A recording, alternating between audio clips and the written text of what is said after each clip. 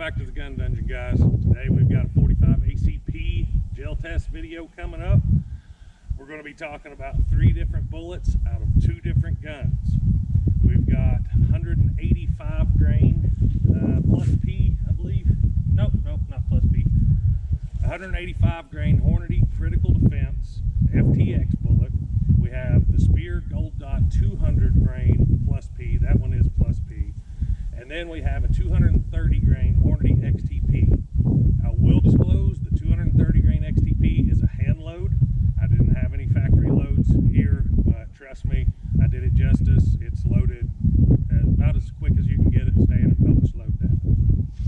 The 2 guns that we're going to be using is the Springfield 1911 A1 5-inch barrel and the Springfield XDS 45 ACP 3.3 inch barrel. So I do have the chronograph set up in front of the gel blocks here, so we will be comparing the velocities coming out of each one of those barrels as well as the bullet performance. So before we get started with that, I do want to introduce you to somebody. This is Gel Block Jim. Gel Block Jim will be joining us on our gel block tests from here on, and he's going to go along for quite a little ride. Maybe not. Gel Block Jim is going to be seated on our front block, kind of close to the front, and he's going to serve as a visual aid to how much these blocks are moving.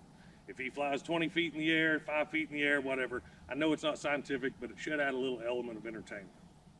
So let's get started. So first up, we're going to be using these 185 grain Hornady FTX bullets. We're going to send the first one out of the 5-inch barrel and the second one out of our 3.3 inch XDS barrel, and then we'll take a look at the gel block. So first one 5-inch, second one 3.3 inch, 185 grain FTX.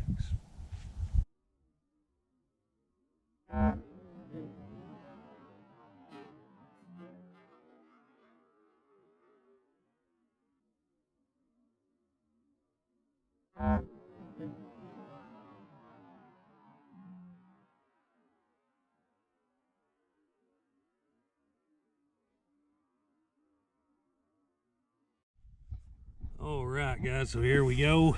The bottom tract here is from our 5-inch. That was going 952 feet per second. This top tract is from our 3.3. That was going 853 feet per second. And as you can see, it actually penetrated a little deeper. I'm going to speculate because it didn't open up as much, so it had less surface area to slow it down. But taking a look at our tape measure, our bottom one stopped right around 10 3/4 inches, and our 185 grain bullet from the XDS stopped right at 14 3/4, and we almost lost that one. Go ahead and pop that out and take a look. Pretty good expansion really for slow velocity. You see the tip stuck there. We won't continue with that. So next up, we're going to do the 200 grain Speer Gold Dot. First shot again will be 5-inch. Second shot will be the XDS.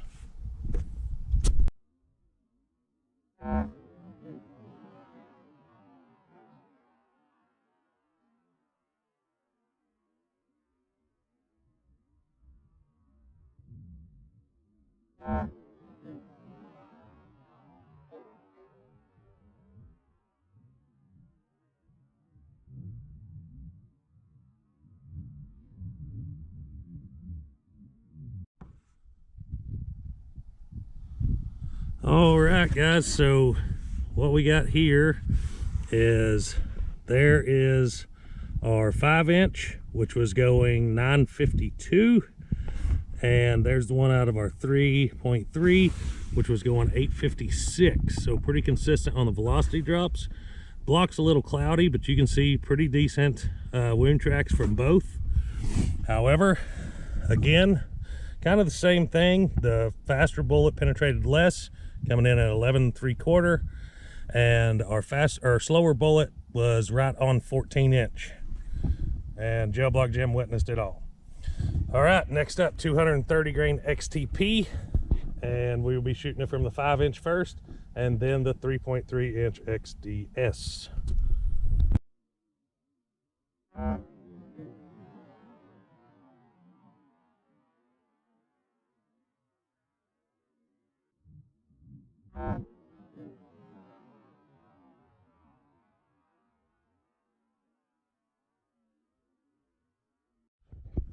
All right, same thing. Bottom tracked is our 5-inch that was going 875.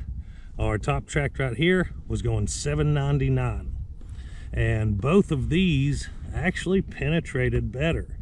That's the one from the XDS. That's the one from the 1911. All the bullets have expanded well. Granted, there's no denim here. I was just basically videoing for the bullet and barrel performance, so take that for what you will. But we did have 15 inches of penetration from the XDS and 14 3/4 from the 1911, which was this bullet. So let's dig them out and take a look. All right, guys, so here's our bullets. These are the 185 grain critical defenses, Speer gold dots, and the XTPs. I'm not going to pretend like I remembered which one of these were which when I was digging them out of the block, so take that for what you will.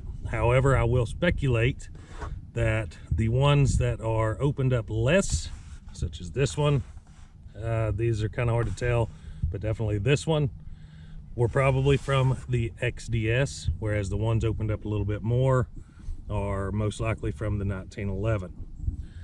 So, as you can see, those done pretty well. The only concerns that I actually have is the under penetration tendencies of the 45 ACP. Therefore, I would give the win to the XTP in this scenario.